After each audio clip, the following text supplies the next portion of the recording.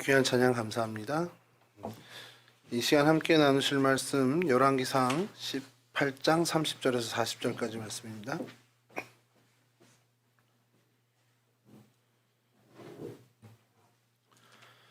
구약성의 열왕기상 18장 30절에서 40절까지 말씀 저랑 한 절씩 교독하겠습니다.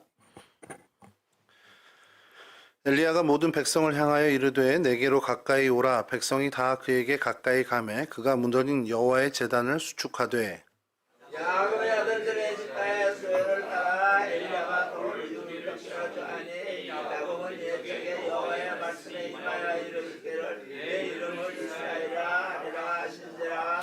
그가 여호와의 이름을 의지하여 그 돌로 제단을 쌓고 제단을 돌아가며 곡식 종자 두 세알을 둘 만한 도랑을 만들고 나무를 버리고 송아지에 강을 떠서 나무 위에 넣고 이르되 송새새 물을 채우다가 나무과 나무 위에 부으라고. 또 이르되 다시 그리하라 하여 다시 그리하니 또 이르되 세 번째로 그리하라 하여 세 번째로 그리하니 위에 제단으로 두르고 도랑에도 물이 가득 찼더라. 저녁 소재 드릴 때에 이르러 선지자 엘리야가 나가서 말하되 아브라함과 이삭과 이스라엘의 하나님 여호와여 주께서 이스라엘 중에서 하나님이신 것과 내가 주의 종인 것과 내가 주의 말씀대로 이 모든 일을 행하는 것을 오늘 알게 하옵소서.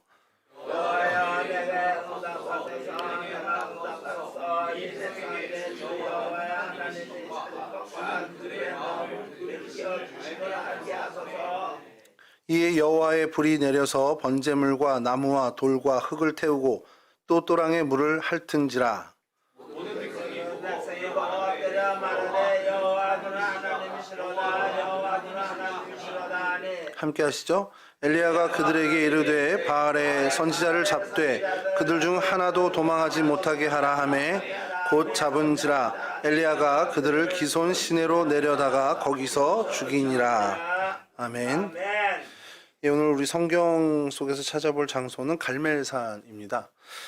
갈멜산 사건은 너무 잘 알고 계셔가지고요. 엘리야와 바알과 아세라 선지자들의 대결, 이게 가장 어떻게 보면 좀 중요한 사건이 아닌가 싶습니다. 갈멜이라는 뜻은요, 카르멜이라는 히브리 발음으로 카르멜인데, 이게 이제 보통 명사가 같아서 동사 또 어떤 정원 혹은 과수원 이런 의미를 갖고 있습니다만, 원래 이 말은 케렘이라는 포도원이라는 단어와 우리 잘 알고 있는 하나님, 엘이라는 단어가 합쳐져서 하나님의 포도원이 그 어원입니다. 그래서 갈멜 그러면 하나님의 이 포도원이니까 그만큼 풍요의 상징이 되는 그런 땅이죠.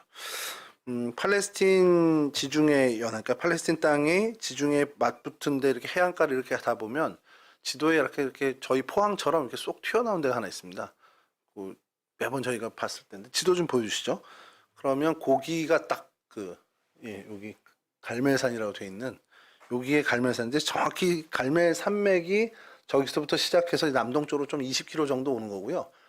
저기 삼각형에 있는 데가 정확히 갈멜산은 아니고 갈멜산 산맥이 이렇게 내려와서 거기서 조금 아래쪽에 그러니까 한 멜레 리을자 정도 있는 정도더라고요. 지도를 보니까 거기에 제일 높은 봉우리가 갈멜산입니다. 해발 546m, 그러니까 한 550m 정도 되는데요. 제가 또 이상하게 또 집착하는 게 있어가지고 그럼 우리나라 산 어디랑 좀 비슷할까 이런 생각을 했습니다. 이제 그래서 다 찾아봤는데요. 북악산이 가까이서부터 하겠습니다. 북악산이 342m입니다. 요거보다 낮죠. 무악산이라고 이렇게 안산이라고 저희 하나요. 서대문에 안산이 295m 더 낮습니다. 인왕산은 339m. 550m까지 가는 게 없습니다. 근처에는. 아차산도 300m가 채 안 돼요. 295m고 남산도 270m. 이제 좀 더 가야 이제 수락산 정도 가야 한 640m인데 이건 또 넘어가고요. 북한산은 835m니까 또 한참 더 가고. 도봉산도 740m 정도고 관악산이 632m, 청계산이 616m. 이거 오늘 찾느라고 계속 없어요. 저희가 비슷한 게 없고 그냥 한 540m, 550m 정도다 싶은 그 정도. 그러니까 수락산보다는 좀 낮구나. 수락산보다는 좀 낮고 관악산보다는 좀 낮고 아차산보다는 조금 높구나. 이 정도로 생각하시면 되겠습니다. 남산 정도를 한 2번 정도 올라가면 되겠다 싶어요. 남산을 두 번 정도 올라가면 이제 그 정도 되겠구나 싶은데, 그러니까 그 정도 높이의 산입니다. 그러니까 산맥이 한 20km 정도 이어진 산맥에 요 제일 큰 높은 봉우리가 이제 갈멜산입니다.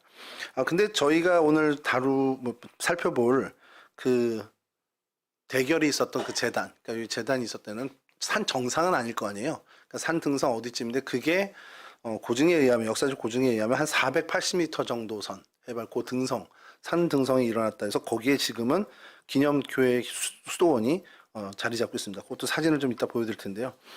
예, 그래서 요 사진을 지리를 보시면, 그러니까 이제 제일 지중해 쪽이다 보니까 이쪽에서 지중해를 바라보는 그쪽도 이제 해안길 평야가 있고, 이 산맥에서 이제 동쪽을 바라봐도 이스라엘 평야가 이제 쫙 펼쳐져 있습니다.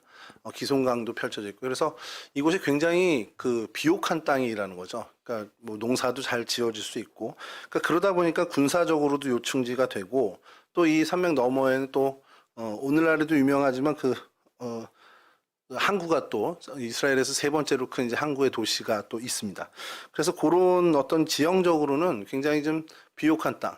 그러다 보니까 그런 얘기를 하는 거예요. 그 이스라엘 정탐꾼, 우리 여리고 여리고를 정복하기 전에 이스라엘 정탐꾼들이 이제 그 가나안 땅을 정탐을 12명 하잖아요. 그 12명이 했을 때 어쨌든 보고 온, 적과 꿀이 흐르는 땅이라고 보고 온 어떤 그런 부분은 분명히 이제 포도원이나 이런 쪽을 봤을 거라는 거고, 그런 지형적으로 그런 농사가 잘 지어진 곳이 사실 여러 후보가 있지만 이곳이 가장 유력하다라는 것.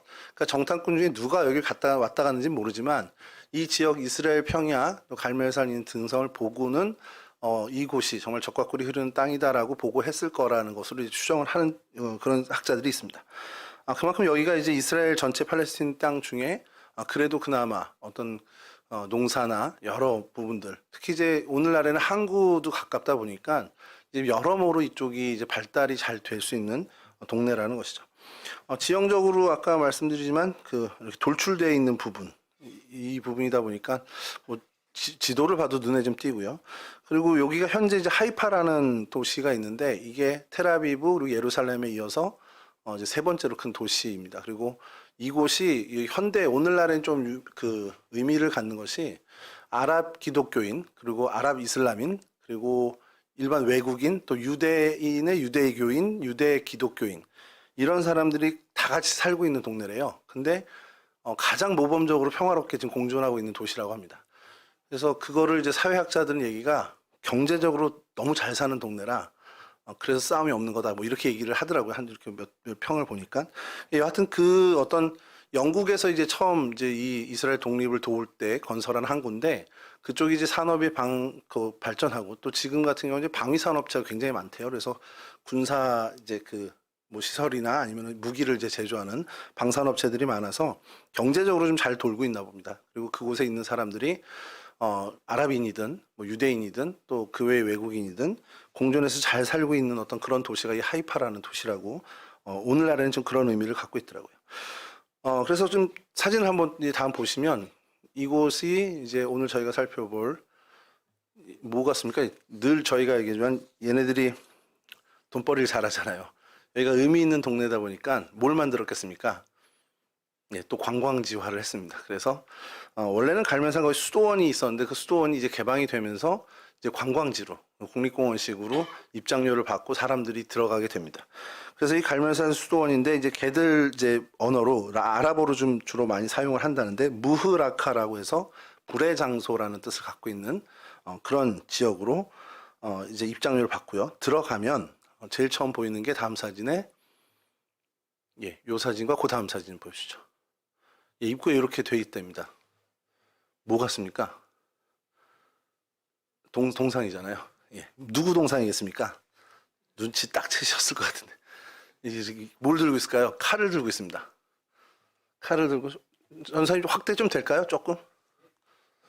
성지순례 다녀오신 분들 많이 보셨다고 그러더라고요. 칼을 들고 있는 엘리야입니다. 그 엘리야가 칼을 들고 뭘 했을까요? 오늘 우리 읽었던 본문에서처럼 기손시내로 내려가서 바알 선지자들을 죽인 거죠. 근데 재미난 거, 저는 이렇게 인터넷 검색하다 알아보니까 상당히 칼이 짧지 않습니까? 뭐 이렇게 단검으로 죽일 리도 없고 긴 칼로 죽였을 것 같은데.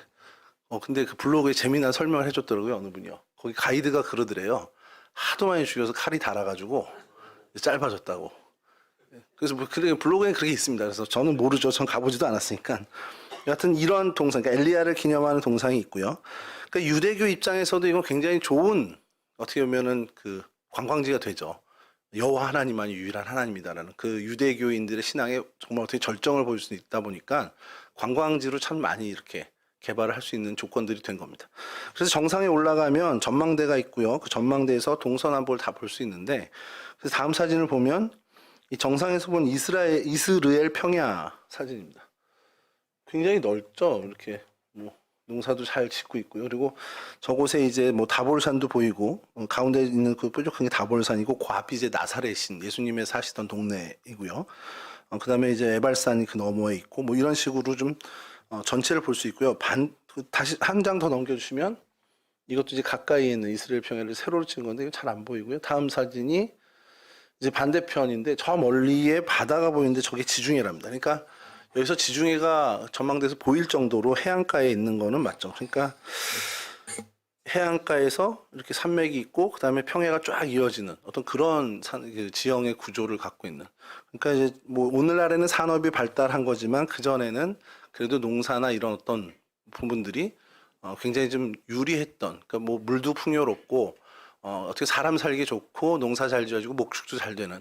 그러니까 소위 정말 성경에서 이야기하는 젖과 꿀이 흐르는 땅의 어떤 상징적인 동네라고 할 수 있는 그런 지형이라는 겁니다. 자, 이런 곳이 이제 성경에서는 어떻게 좀 이 갈멜에 대해서 언급하고 있나를 좀 살펴보면요. 이사야 35장 2절에 좀 읽어드릴게요. 무성하게 피어 기쁜 노래로 즐거워하며 레바논의 영광과 갈멜과 사론의 아름다움을 얻을 것이라. 그것들이 여호와의 영광 곧 우리 하나님의 아름다움을 보리로다. 그러니까 이런 어떤 레바논의 영광, 뭐 갈멜과 사론의 아름다움처럼 어떤 그런 풍요로움, 어떤 아름다움, 그 좋은 것에 대한 어떤 상징적인 걸로 쓰였고요. 아가서에서도 이렇게 나옵니다. 아가서 7장 5절인데 머리는 갈멜산 같고 드리운 머리털은 자줏빛이 있으니 왕이 그 머리카락에 매이었구나. 그러니까 굉장히 매력적인 어떤 그 헤어스타일을 얘기할 때 갈멜산을 이렇게 해서 상징적으로 쓰는. 그러니까 갈멜산 그러면 갈멜 그러면 뭔가 그 긍정적인 어떤 좋은 이미지의 어떤 이것을 갖고 있었던 것이 옛날부터 이 이스라엘 사람들의 생각 속에 있었다는 것이죠. 여호수아 12장 22절에 등장하는 이 갈멜은 또 이제 다른 좀 개념인데요. 여호수 12장 22절입니다. 하나는 게데스 왕이요, 하나는 갈멜의 용르암 왕이요. 그러니까 여호수아가 정복한 왕들의 이름이 쭉 열거될 때 이 12장 22절에 갈멜의 용르암 왕이라는 사람이 또 등장을 합니다. 그러니까 뭐 이렇게 정복 전쟁을 하는 곳에 이런 어떤 한 지역이었다라는 것도 아는데, 아이러니하게도 이것이 이사갈 지파에 이제 분배된 땅인데 점령을 사실 하기가 좀 어려운, 그러니까 블레셋 동네처럼 이렇게 좀 하는, 그러니까 굉장히 여기가 좀 고달팠던 것으로 이제 기억이 됩니다. 처음 지도 한번 좀 다시 보여주시겠습니까? 제일 처음 지도 한번 보여주시면, 예, 여기 돌레마이라고 돼 있는 게 있죠. 여러분, 돌레마이는 성경에 딱 한 번 나옵니다. 신약 사도행전에 이제 딱 한 번 나오는데, 예루살렘으로 이제 바울이 가던 중에 이제 이제 가이사라의 빌립 집사 집에 들리기 전에 여기를 잠깐 들리는 그 기사가 잠깐 나오고요. 그리고 구약에서는 이 돌레마이라는 이름으로 안 나오고 사사기 1장 31절에 악고라고 나오는데, 이 동네, 그러니까 여기서부터 이제 갈멜살 이 인근이 이사갈 지역인데 이 지역을 점령을 못 해요. 이사갈이 계속 그래서 점령을 못 한다고 사사기 1장 31절에 이제 악고라는 이제 그 동네 이름으로 등장을 합니다. 그래서 이제 이스라엘 사람들한테 이곳 돌레마이 그러면 그냥 블레셋 도시, 블레셋 사람의 도시. 그러니까 그 블레셋 사람들이 늘 항상 거기 거주했고, 이스라엘이 이 갈멜살 지역을 뭐 통치하고 점령을 했어도 계속 또 블레셋에 위험이 있었던 그런 동네라는 거죠. 그러니까 불안불안한 동네입니다. 그래서 이 약고가 블레셋의 도시, 또 베니게인의 도시라고도 이제 불려지고, 오늘날은 이제 그 이름을 다시 회복해서 아크레라는 이제 도시 이름으로 쓰이고 있는데, 여하튼 요 지역이 풍요롭고 비옥하고 좋다 보니까 계속해서 그러니까 주인들이 바뀌는 그런 현상이 있고, 그래서 거기에 이제 갈멜산도 계속 위협을 받는 그런 지역이라는 겁니다. 그러니까 그만큼 이제 성경에서 아까 방금 말씀드린 것처럼 이제 좋은 지역, 이러다 보니까 계속 이제 다툼이 끊이지 않는 것이죠. 계속해서 성경에서 등장하는 이야기 중에 또 저희가 한번 볼 것이 사무엘상 15장 12절에 이런 글이 있습니다. 사무엘이 사울을 만나려고 아침에 일찍 일어났더니 어떤 사람이 사무엘에게 말하여 이르되 사울이 갈멜에 이르러 자기를 위하여 기념비를 세우고 발길을 돌려 길갈로 내려갔다 하는지라. 그러니까 사울 왕이 자신의 기념비를 세울 곳으로 또 이 갈멜을 지정하고 또 갈멜에서 자기의 기념비를 세우는 일이 이 갈멜에서도 있었습니다. 또 그 이후에 다윗과도 좀 연결된 일이 이 갈멜에서 등장하는데요. 사무엘상 25장 2절에 뭐 잘 아시는 내용입니다. 마온에 한 사람이 있는데 그의 생업이 갈멜에 있고 심히 부하여 양이 3,000마리요 염소가 1,000마리이므로 그가 갈멜에서 그의 양털을 깎고 있었으니 이 풍요로운 지역에 큰 부자가 있었습니다. 누구냐면 갈멜 사람 나발이었죠. 나발의 아내가 아비가일이고 우리가 잘 알고 있듯이 다윗의 아내가 됩니다. 이 지역 사람들을 그냥 그래서 통칭해서 그냥 갈멜 사람이라고 불렀다라는 겁니다. 사무엘상 27장 3절에도 나오는데 뭐 다윗과 그의 사람들이 저마다 가족을 거느리고 가드에서 아기스와 동거하였는데 다윗이 그 두 아내 이스라엘 여자 아히노암과 나발의 아내였던 갈멜 여자 아비가일과 함께 하더니, 그러니까 이 동네 사람이 어느 집파 누구야 이렇게 칭하는 것보다 그냥 요 동네 사람들은 그냥 다 갈멜 사람. 저희 길랏 지역에 있는 사람 길랏 사람이라 하는 것처럼 그냥 갈멜 사람 하는 것이 그때 당시에 보통 문화였습니다. 그리고 나서 이제 성경에 등장하는 얘기는 오늘 내용, 이제 아합 왕 때에 이스라엘 선지자 엘리야와 그리고 바알과 아세라의 선지자 합해서 850명이죠. 그들과 결혼은 내용이 이제 성경에 등장하고요. 또 이 사건 이후에 엘리야의 후계자인 엘리사의 이야기에서도 이 갈멜이 좀 등장합니다. 열왕기하 2장 25절에 엘리사가 거기서부터 갈멜산으로 가고 거기서 사마리아로 돌아왔더라. 그리고 열왕기하 4장 25절에 드디어 갈멜산으로 가서 하나님의 사람에게로 나아가니라. 하나님의 사람이 멀리서 그를 보고 자기 사환 게하시에게 이르되 저기 수넴 여인이 있도다. 그러니까 이곳이 엘리사 선지자가 영적 훈련을 하는 어떤 그런 장소로 그리고 또 거기서 수넴 여인의 죽은 아이를 살려주는 그 기사도 이 갈멜 인근에서 이 지역에서 벌어진 일이라는 것이죠. 이렇게 성경에 등장하는 갈멜의 이야기들 중에 오늘 저와는 좀 살펴볼 것이 오늘 본문에 있는 이 갈멜산에서 영적 대전쟁이었던 그 바알과 아세라 선지자와 엘리야와의 그 사건을 좀 보려고 합니다. 갈멜산은 뭐 아까 아가서에서처럼 비옥하고 풍요로운 곳의 어떤 상징적인 이제 그 의미를 갖고 있는 산이죠. 그리고 그런 지역이고요. 아까 말씀드린 것처럼 애굽에서 나온 이스라엘 백성들의 그 가나안 정탐꾼들도 이곳에서 이제 40일 정탐하면서 분명히 이곳을 봤을 것이고, 그리고 이곳에서 그냥 상상하건대 뭐 포도원이니까 포도송이나 이런 것들을 취해서 어떻게 보면 이런 풍요로운 곳이다라는 것을 이제 이스라엘 백성들이 밝혀준 곳일 수도 있습니다. 뭐 솔로몬 시대의 기록들도 보면 이곳에서 뭐 평안하게 포도원들이 풍성히 열렸다라는 기록들이 뭐 열왕기하 4장에도 등장을 하고요. 그러니까 그만큼 이곳이 적과 꿀이 흐르는 땅인데, 그런데 이 풍요의 상징이었던 갈멜산 이 동네에 오늘 본문의 앞뒤 상황을 보면 희한한 일이 이제 벌어진 겁니다. 뭐냐면 비가 오지 않는 거예요. 비가 오지 않는 지역이 아닌데 그 비가 늘 오고 늘 물이 풍부하던 지역인데 비가 안 와도 너무 안 오게 된 겁니다. 뭐 급기야 3년 반 동안 비가 오지 않게 된 거죠. 3년 반에 비가 안 오면 어떻게 될까라는 생각을 좀 해보면요. 뭐 상상을 경험을 못 해봤으니까. 근데 여러분 우리 미래 사회에 대해서 영화들 많이 제작을 하잖아요. 근데 뭐 유토피아처럼 이렇게 좀 낙원으로 미래가 정말 괜찮아라고 하는 영화들도 있지만 뭐 영화 용어로 뭐 디스토피아라고 그러는데 그 미래를 되게 암울하게 그리는 영화들이 있습니다. 뭐 외국 영화 중에 매드맥스라는 영화가 뭐 대표적이라고 하고 얼마 전에 우리 넷플릭스에서 황야라는 우리나라 영화가 또 이제 공개가 됐는데 마동석이 나온다길래 한번 봐봤어요. 제가 도대체 어떤 영화일까 했더니 그냥 딱 미래에 대지진과 자연재해로 이제 이 한국 땅이 완전히 무너진 그 상황에서 사람들이 힘겹게 살아가는 겁니다. 근데 거기 그런 어떤 디스토피아를 그린 영화들을 보면 제일 어쨌든 심각하고 또 싸움이 나고 하는 그리고 집착하게 되는 게 물입니다. 그러니까 뭐 다른 거 없어도 대충 어떻게든 이렇게 좀 어떻게든 뭐 힘겹겠지만 물론 그것도 힘겹겠지만 살아가는데 이 물은 정말 절대적인 거예요. 물이 없다라는 거에 대해서 뭐 그래서 거기서 뭐 별의별 뭐 화학 방식도 해가지고 뭐 별의별 정수 시설 해가지고 그냥 뭐 더러운 물을 이제 깨끗한 물로 바꾸는 이런 그런 영화 장면이 계속 나오는데 그러니까 거기에 사활을 겁니다. 온 물에 이렇게 사활을 거는 것을 보게 되는데 3년 반 동안 가뭄이 일었다. 그럼 뭐 정말 절대적으로 물이 부족했을 거라는 거예요. 그럼 이거는 정말 국가적으로도 재앙이고, 이런 어떤 재앙에 맞서는 사람들이요, 처음에는 그렇게 잘 힘을 합쳐서 가다가도, 이게 좀 변질되는데, 너무 이제 길어지면, 이 고통이 길어지면, 이 마음들이 이제 각박해지죠. 그래서 뭔가 원망할 자를 찾게 돼요. 원인을 찾게 됩니다. 그것이 합리적이든 합리적이지 않든, 비난을 쏟아내야 할 대상을 찾게 되는 게 이 인간사의 비슷한 일입니다.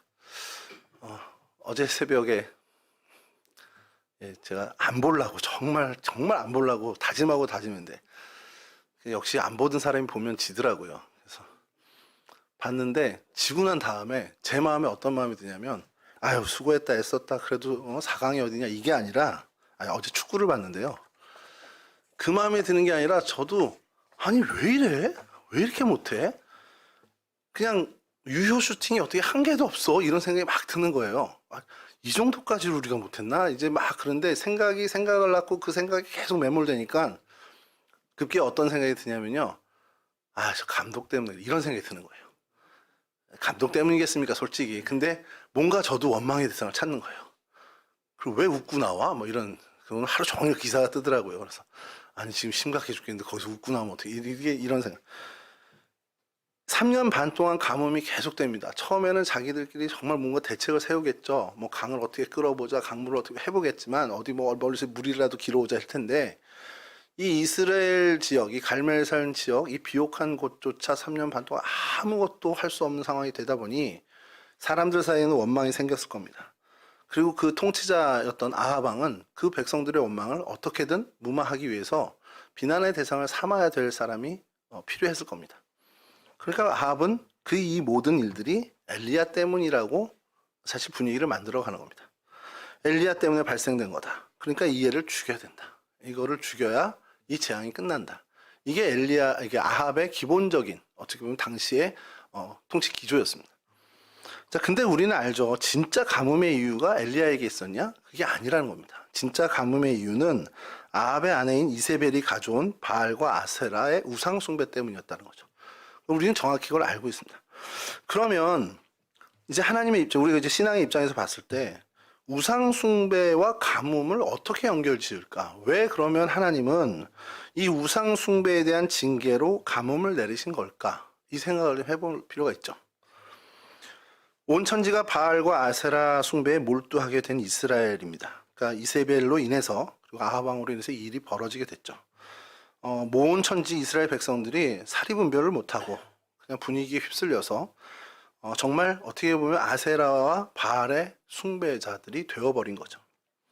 그리고 그들을 깨우치기 위해서 하나님이 여러 방법을 생각하시다가 그들을 깨우칠 가장 좋은 방법을 선택하신 것이 바로 가뭄이었던 것이죠. 이스라엘 백성들은 당시 이스라엘 백성들은요 하나님도 섬기고 바알도 섬긴다. 이게 둘 다 좋은 거라고 생각하는 거예요.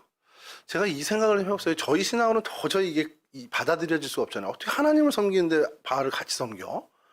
아니 와이프를 사랑하는데 어떻게 다른 여자를 또 동시에 좋아? 이게 안 되는 거잖아요. 근데 제가 그 영화나 이런 만화를 보다가 갑자기 이렇게 드는 얘기, 뭐 급한 일이 생길 때 이 주인공이 뭐 하나님, 예수님, 부처님 뭐 다 불러요. 세상 신을 다 부르면서 좀 도와주세요 이러는 거예요. 가만히 보니까 저런 마음이 있을 수 있겠구나. 그러니까 우리가 가진 신앙과 다른 어떤 그런 일반 사람들은 그러니까 하나님에 대한 어떤 체험이나 이런 것이 없다, 하나님에 대한 확신이 없다면 누구는 어느 신이든 상관없어. 나를 도와주면 그 신은 선한 거예요. 그러니까 다 불러보는 겁니다. 그러니까 그와 같은 마음이 이스라엘 백성들 가운데 있었다는 거죠. 이게 그러니까 너무나 얼만큼 이스라엘 백성들이 타락이 됐냐. 하나님께서 선택한 하나님의 백성이었는데 그들이 이 정도의 마음까지 내려간 겁니다. 하나님도 섬기고 바알도 섬기고 둘 다 섬기면 좋지 뭐. 둘 중에 하나가 뭐 복 주면 되겠지. 이런 생각하고 방식이었다는 거예요. 그러니까 하나님도 섬기고 바알도 섬기는 어떤 소위 우리 표현으로 양다리를 걸치는 그런 그들의 모습에 대해서 엘리야가 이렇게 얘기합니다. 열왕기상 18장 21절인데요. 당시 이스라엘 백성들에게 정확히 이제 꼬집는 얘기입니다. 엘리야가 모든 백성에게 가까이 나아가 이르되 너희가 어느 때까지 둘 사이에서 머뭇머뭇 하려느냐. 여호와가 만일 하나님이면 그를 따르고 바알이 만일 하나님이면 그를 따를지니라 하니 백성이 말 한마디도 대답하지 아니하는지라. 그러니까 이스라엘 백성들의 현실이 이래요. 야, 머뭇머뭇하지 말고 하나님을 따르든지 아니면 바알이 니네 하나님이라고 생각하면 거길 따르든지 해야지 이게 뭐 하는 거냐라는 이제 정확한 그들의 실상을 꼬집고 있는 겁니다. 참고로 바알 신의 어떤 신앙 원리를 좀 설명을 좀 해드릴 필요가 있을 것 같은데요. 바알 신은 죽고 살고 반복합니다. 이 성경에는 뭐 이렇게 다 명시되어 있지는 않는데, 바알 신에 대해서 이렇게 역사학자들이, 이제 신학자들이 내어오는 그들의 신앙의 원리가 뭐냐. 그러니까 뭐 저희 있잖아요. 뭐 종교들이 보면 다 그 어떤 세계관이 다르잖아요. 뭐 불교 같은 경우는 힌두교랑 이렇게 콜라보가 돼가지고 윤회를 얘기하고, 또 저희 같은 경우는 그냥 일직선상의 역사관을 갖고 있잖아요. 그냥 태초에 천지를 하나님이 창조하신 일부터 예수 그리스도께서 재림하신 그날까지 정말 역사가 일자로 쭉 가는 그런 역사관과 종교관을 갖고 있고요. 근데 바알 신은요, 겨울이 되면 죽습니다. 안 놀라시네요? 바알이 겨울이 되면 죽어요. 그래서 바알이 죽으면서 모든 농작물들이 같이 죽는 겁니다. 그래서 꽃이 안 피는 거예요. 나무들이 다 잎사귀가 없는 거예요. 왜? 바알이 없으니까 그것들이 피어나지 않고 과실도 안 맺혀지는 겁니다. 자, 근데 봄이 되면 바알이 부활을 해요.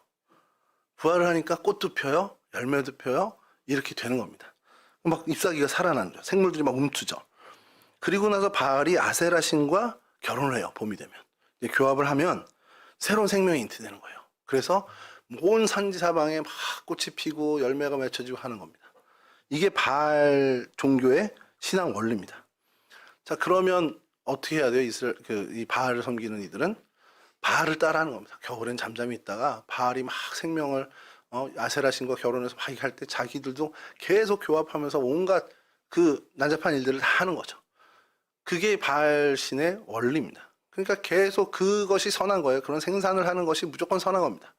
뭐 윤리도 없고 아무것도 없고 그냥 생산 활동만 하는 거예요. 그게 그들의 최고의 가치입니다. 그러니까 바알 신전엔 사제라고 하는 그 여사제들이 있는데 그들은 다 창기였던 거죠. 그 일을 그거를 많이 하면 할수록 바알이 보고서 기뻐하는 거예요. 그래서 바알이 그걸 보고서 막 풍성하게 계속해서 열매를 준다라는 겁니다. 그게 이 바알 신앙의 원리였습니다. 자, 이러한 배경 속에서 하나님께서는 바알이 거짓이다, 거짓신이라는 것을 알리고 싶으신 거죠. 야, 니네 이러면 안 돼. 내가 택한 백성들인데 어떻게 이런 우상 숭배 속에 빠져 살아. 그래서 정말 이 이스라엘 백성들은 이 바알이 이야기하는 바알 종교의 그 신앙의 원리가 맞다 생각해서 정말 그 바알 신에게 가서 바치고 음란한 일을 행하고 하는 것에 아주 그냥 빠져 살게 된 거죠. 이러한 배경 속에서 하나님께서 이들을 알리기 위해서 엘리야를 어떻게 보면 세우시고 그를 통해서 이 일을 알리시기로 작정하셨습니다. 그래서 가뭄을 내리신 거죠. 세상에 많은 종교가 있죠. 내세를 믿는 종교, 사실 고등 종교라고 이야기하는 자아 부인의 어떤 그런 고등 종교도 있고, 저급하고 미신적인 굉장히 하등적인 종교도 있습니다. 그리고 많은 사람들이 여러 다양한 종교를 통해서 신을 만나려고 애를 쓰죠. 많은 사람들이 종교를 통해서 인생 문제를 해결받고, 또 어떻게 보면 낙원 같은 어떤 편안한 길에 이르기 위해서 그 길을 갔습니다.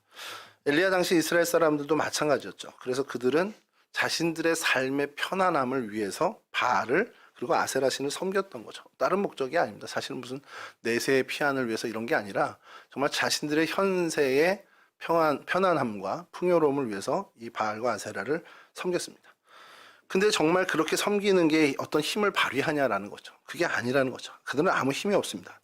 구원자는 심지어 구원자조차 그 말도 할 필요 없고, 말 그대로 정말 열매 하나, 사과 열매 하나 맺히게 하는 능력도 없는 게 바알과 아세라입니다. 갈멜산에서 전투하는 장면들 저희가 기억하겠지만, 그들은 쌓은 제단에 성냥불 하나 떨어뜨릴 수 있는 능력이 없는 신이 바로 바알과 아세라였죠. 이런 무능한 우상을 사람들은 섬기고 있었어요. 그러니 엘리야를 통해서 하나님은 돌이키라고 이제 외칠 수밖에 없었던 것이죠. 이스라엘 백성에게 하나님만이 유일한 신이라는 것, 하나님만이 정말 하나님이시라는 것을 이야기할 그 도구로 엘리야를 삼으셨습니다. 오늘날도 마찬가지입니다. 저희 기독교의 종교관, 우리 신앙과는 다른 신은 절대 인정하지 않죠. 유일하신 하나님만을 인정하는, 그리고 우리는 그런 신앙을 갖고 살아갑니다. 하나님께서 모든 것의 주인 되심을, 오늘 본문 사건을 포함한 모든 일들이 결국 하나님만이 참된 하나님이심을 우리에게 늘 알려주시고, 우리가 일상을 살아가는 이 시절, 2024년을 살아가는 저희들의 생활 속에서도 하나님은 곳곳에 우리의 삶 속에 오직 하나님만이 하나님이시라는 사실을 계속 저희들로 일깨워 주고 계시다는 것이죠. 근데 지금 문제가 하나 있는 것이요. 오늘 이 시대에도 크게 다르지 않은 문제인데, 믿지 않는 사람들은 애초에 하나님하고 관계가 없으니까 상관이 없죠. 어차피 그 사람들 안에 하나님이 안 계시니까 그건 별 문제가 아닌데, 믿는 우리한테 문제가 가끔씩 발견되는 게, 우리가 하나님을 안 섬기는 건 아니에요. 분명히 하나님을 섬겨요.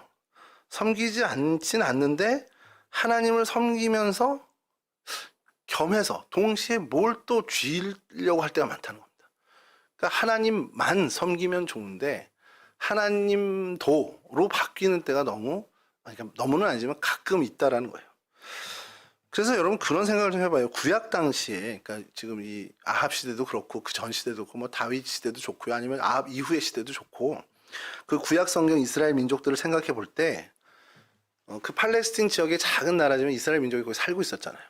근데 그 사람들만 그 동네에 살고 있었던 게 아니라 주변에 많은 국가들이 있었습니다. 모압도 있고 암놈도 있고 여러 나라가 있었죠. 그 이후에는 무슨 시리아도 있었고 바벨론도 있고 페르시아, 바사도 있습니다. 제가 그런 생각을 해보는 거예요. 구약 당시에 이스라엘 민족 말고도 그 주변에 많은 민족들이 있었습니다. 근데 그 민족들은 대부분이 이스라엘 같지 않고 하나님을 몰라요. 하나님을 전혀 모르는 백성들, 아는 지식도 없고 하나님에 대해서 제사를 드려본 적도 없는, 정말 하나님과 상관없는 그런 민족들이었습니다. 그러니까 하나님을 아예 쳐다보지도 않은 민족인데, 이스라엘 백성은 비록 정말 모범적인 신앙은 아니라 할지라도 그래도 그들은 하나님을 바라봤단 말이에요. 나약하지만 가끔 마음도 뺏기고 세상에 현혹도 되지만 그래도 자신들에게는 하나님의 존재를 알고 있단 말이에요.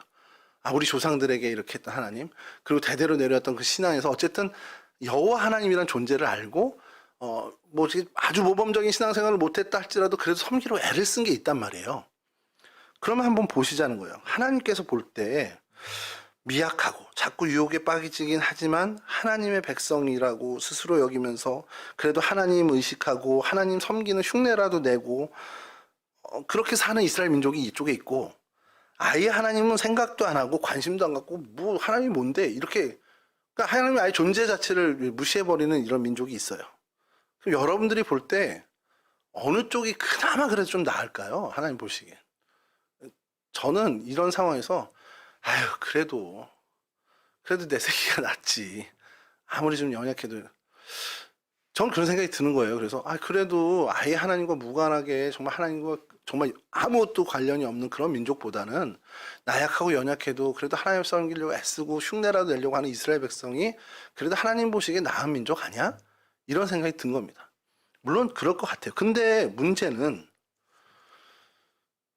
왜 이스라엘을 더 많이 징계하시냐는 거예요. 나쁜 걸로 치면 얘네가 더 나쁘잖아요. 나쁜 걸로 치면 얘네들이 훨씬 더 벌 받아야 되고 후드러 맞아야 되는데, 가만 보면은 이스라엘 민족이 훨씬 더 많은 징계를 받습니다. 이렇게 제가 얘기하면 이미 정답은 다 마음속에 알고 계시겠지만 그게 처음엔 이해가 안 되는 거예요. 그래도 애쓰는데, 그래도 안 되지만 실패했지만 그래도 실수투성이지만 그래도 하나님 알잖아. 그래도 하나님한테 가려고 하잖아. 근데 징계는 훨씬 더 여기가 많이 받는 거예요. 여기는 아예 하나님과 무관한데, 아예 징계도 별로 하나님 관심도 안 가죠. 그래서 그런 생각이 드는데, 어느 이제 성경학자의 글을 보면서 약간의 실마리를 찾은 겁니다. 하나님의 관심사는요, 다른 백성에게 있지 않다는 거예요. 당신 백성에게 관심이 많고, 그러다 보니 이들의 잘못에 대해서 훨씬 더 예민하고 민감하게 반응하신다는 거죠. 특별히 그들이 두 마음을 품는 것에 굉장히 크게 분노하신다는 겁니다. 십계명의 첫 계명처럼 나 외에 다른 신을 내게 두지 말라라는 그 질투하신 하나님의 모습을 이스라엘에게 가장 정말 노골적으로 드러내신다라는 것이죠. 그러니까 그런 얘기를 하는 거예요. 그 책에 뭐라고 하냐면 이스라엘 백성이 차라리 하나님이라고 완전히 연 끊고 그냥 하나님 손 놓고 나 이제부터 하나님 백성 안 할래요 하고서 그냥 이방 민족처럼 그냥 떠나가 버리면 이런 징계 안 받을 수 있었을 거 아니냐는 거예요. 근데 한쪽으로는 하나님 손 잡고 한쪽으로는 우상 손을 잡는 그런 두 마음을 품는 것이 하나님으로부터 큰 징계를 받게 됐다라는 겁니다. 근데 왜 이스라엘 백성들이 그랬을까? 그 생각을 좀 해보니까 생각에 꼬리를 무는 것이 한 손으로는 하나님 잡고 다른 손으로는 우상을 잡았다. 왜 그러지? 그럴 필요 없잖아. 왜 그랬을까 하는데 아까 처음에 말씀드린 것처럼 그거예요. 이게 하나님 능력을 모르지 않거든요. 이들은. 그러니까 하나님의 능력을 전에 내려가 알기 때문에 하나님은 놓칠 수 없어. 잡고 있어야 돼. 근데 바알이나 아세라 이 얘기 들어보니까 너무 좋은 거예요. 너무 매력적인 거예요. 야, 얘네들도 있으면 우리가 좀 그래도 잘 살 수 있지 않을까? 그러면서 은근슬쩍 손을 한쪽을 잡는 겁니다. 그게 이제 하나님 안에서 두 마음, 가장 가증한 범죄가 되어버린 거죠. 여기서 좀 이제 좀 대결 장면을 좀 살펴봐야 될 텐데, 제가 이 갈매살 대결 장면을 다시 이제 보면서 좀 새삼스럽게 다가온 부분들을 좀 말씀을 드리려고 합니다. 열왕기상 18장 26절인데요. 그들이 받은 송아지를 가져다가 잡고 아침부터 낮까지 바알의 이름을 불러 이르되 바알이여 우리에게 응답하소서 하나 아무 소리도 없고 아무 응답하는 자도 없으므로 그들이 그 쌓은 제단 주위에서 뛰놀더라. 이게 뭐 뛰놀다라는 것이 계속 이제 의식을 하는 겁니다. 뭐 춤을 추기도 하고 막 이러면서 막 우리 무당들이 굿하는 것처럼 막 그런 의식을 하는 모습이에요. 자, 바알이 응답하소서 처음엔 기도를 했는데 아무런 반응이 없으니까 이제 자신들의 어떤 재래의 의식대로 이제 주위에서 이렇게 막 이제 굿과 같은 이제 행위를 하기 시작하는 겁니다. 근데 이제 그래도 아무 일이 없어요. 그러니까 이제 엘리야가 조용히 야, 니네 자나보다 니네 신 좀 깨워봐 이렇게 조롱을 합니다. 그리고 나니까 이들이 어떻게 되냐? 열왕기상 18장 28절에서 29절에 이렇게 이제 그들이 반응을 합니다. 이에 그들이 큰 소리로 부르고 그들의 규례를 따라 피가 흐르기까지 칼과 창으로 그들의 몸을 상하게 하더라. 이같이 하여 정오가 지났고 그들이 미친 듯이 떠들어 저녁 소재 들을 때까지 이르렀으나 아무 소리도 없고 응답하는 자나 돌아보는 자가 아무도 없더라. 처음에 제단에서 뭐 뛰놀더라는 표현처럼 이제 굿과 같은 이제 행위를 한 거죠. 춤을 추면서. 뭐 이게 어떻게 보면 원어도 춤을 췄다라고 하는 게 맞습니다. 단어 자체가. 근데 이제 제단을 통해서 계속 춤을 췄습니다. 그게 아마 그들의 있는 종교 예식에 따른 춤이겠죠. 그리고 응답이 없자 한층 더 센 종교 의식. 그러니까 아까 말씀드린 것처럼 그들의 규례에 따라 28초처럼 그들의 규례에 따라 종교 의식이 이루어지는데 그 다음 단계로 가는데 그 규례가 어떤 규례냐? 피가 흐르기까지 칼과 창으로 그들의 몸을 상하는 거. 말을 긋는 거예요. 피가 막 철철 넘칠 때까지, 막 피투성이가 될 때까지. 이게 종교 규례에 있다는 거예요. 얼마나 센세이션입니까, 여러분? 그들의 종교 규례에 제사를 드리는 규례에 자기 몸을 막 해가면서 피가 철철 흘리게 하는 그런 의식이 그게 단계가 있다라는 거예요. 우리 예배 예식처럼 이런 예식이 있다라는 겁니다. 여러분 한번 상상해 보세요. 피가 막 그렇게 흐르고 난장하고 막 선혈이 낭자한 겁니다. 자기 몸을 계속 뺍니다. 제가 아주 어릴 때 무당 작두 타는 거 본 적 있어요. 신기하더라고요. 뭐 계단처럼 돼 있는데 막 뛰어다녀. 근데 아무 일이 없어요. 나중에 알았지만 뭐 무딘 날이겠죠. 영염해서가 아니라 어쨌든 뭐 영염하든 아니든 그런 것들 볼 때 제가 우와 그랬어요. 뭐 무섭기도 하고 한편으로는 무섭기도 한데 되게 신기한 겁니다. 근데 여러분 이 무당 작두 타는 거 여기에 비하면 그건 아무것도 아니죠. 막 몸에서 피가 철철철 흐르고 막 싸움 구경을 뭐 고등학교 이후로 해본 적이 별로 없지만 고등학교 교실에서 애들이 싸우면서 일단 코피 나면 지잖아요. 코피 나면 이제 게임이 끝이고 애들이 말려요. 그 다음부터는. 그럼 코피 나는 지는 겁니다. 그 코피 좀 나도요. 사람 되게 이상합니다. 마음이. 근데 지금 막 온몸에 피를 막 출출 흘리는 사람들이 몇백 명이잖아요. 400, 850명 정도 되는. 그러고 있는 그 장면을 한번 상상해 보십시오. 비주얼에 있어서는 아마 세계 최강이 아닐까 싶습니다. 그 부분은. 어떤 걸 보여지는 어떤 비주얼적인 걸로는 가장 강렬하지 않겠나라는 생각을 해요. 바알 종교는요, 이런 종교입니다. 보여지는 것에 절정을 추구하는 종교예요. 여러분, 이게 우상 종교의 특징입니다. 뭔가 보여줘야 되고, 뭔가 압도해야 되고, 보여지는 것, 보여주기식. 우리 원조의 첫 유혹도 사실 보암직한 것에서 출발합니다.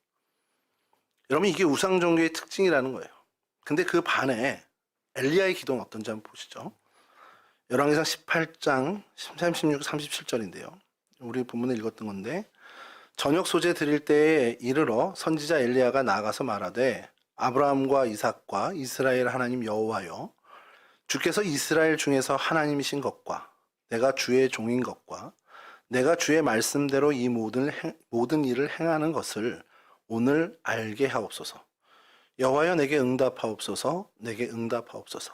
이 백성에게 주 여호와는 하나님이신 것과 주는 그들의 마음을 되돌이키심을 알게 하옵소서.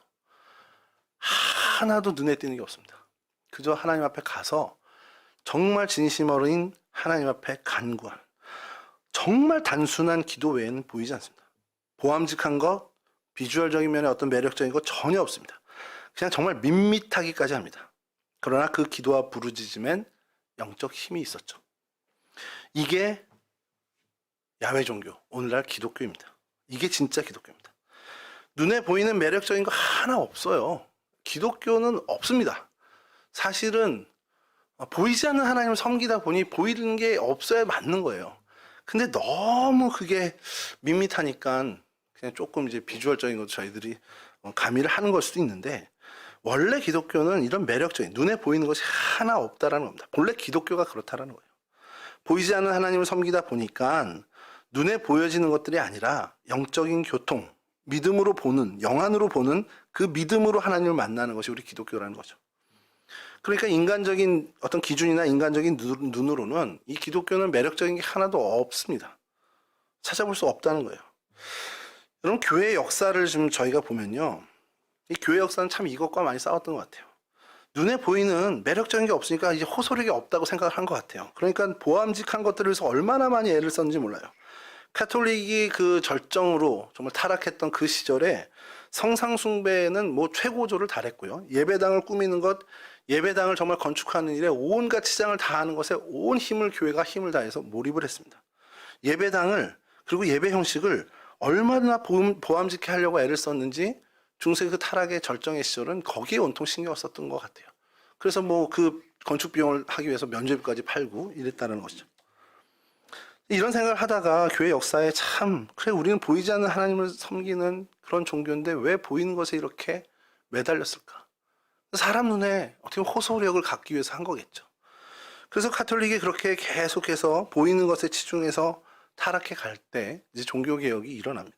그리고 그 종교개혁은 보이는 것 완전히 거절하죠. 오직 말씀입니다. 자, 근데 이렇게 생각하다 보니까 한국 교회는 자유롭나 싶은 거예요. 한국 교회가 보여지는 것에 비주얼에 강조를 전혀 안 하나? 이런 생각을 했는데 조금 그냥 어떻게 보면 좀 반성을 하게 되는 겁니다.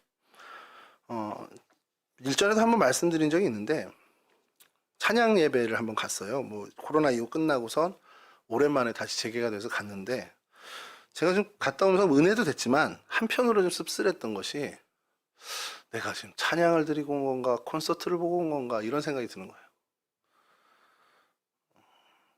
찬양 집회가 저 예전에 뭐 경배와 찬양회를 갔을 때는 정말 가서 제 목소리로 하나님께 찬양하며 이거에 집중했던 것 같은데 이번에 다녀온 거기서는 뭔가 정말 CCM 밴드의 콘서트를 보고 온 듯한 느낌이었습니다. 뭐 그게 나쁘다는 거는 모르겠고요. 근데 뭔가 좀 보여지는 쪽에 훨씬 더 이렇게 중심을 둔 거 아닌가, 무게 중심이 간 거 아닌가라는 생각을 하게 된 겁니다. 근데 제가 그러면서 생각이 든 것이 우리 한국교회 세태가 언제부터 있었을까? 90년대 초반에 경배와 찬양부터 막 2000년대 오기 직전까지 그래도 한국교회가 이렇게 가다가 어느 순간 이렇게 좀 한국교회가 이렇게 많이 근데 그때 많은 사람들 원인이 교회가 매력이 없어서 그렇다는 얘기를 하시는 걸 들었어요. 아, 교회가 세상 사람들한테 호소할 게 없잖아, 뭐 보여줄 게 없잖아, 이런 얘기들을 많이 들었습니다. 근데 사실은 그 생각 때문에 더 우리가 어떻게 보면 이렇게 한국교회가 초라해지는 것이 아니었나라는 생각을 좀 해보게 된 거예요.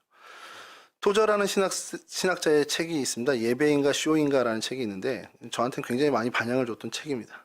한국 교회를 향해 쓴 책은 아니에요. 아닌데 미국 교회를 향한 책인데 사실 한국 교회도 이게 뭐 자유롭지 못한 얘기입니다.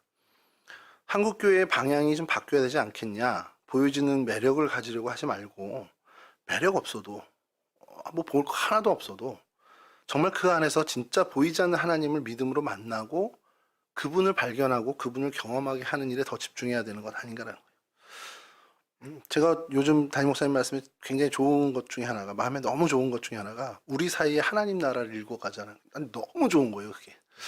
하나님이 이 땅에, 아니, 주님이 이 땅에 초림하실 때 성탄절 우리가 기념을, 하나님과 우리 사이에 평화를 이끌고 하나님과 우리 사이에 하나님의 통치, 하나님 나라를 일구셨던 것을 우리는 본받는 사람들이잖아요.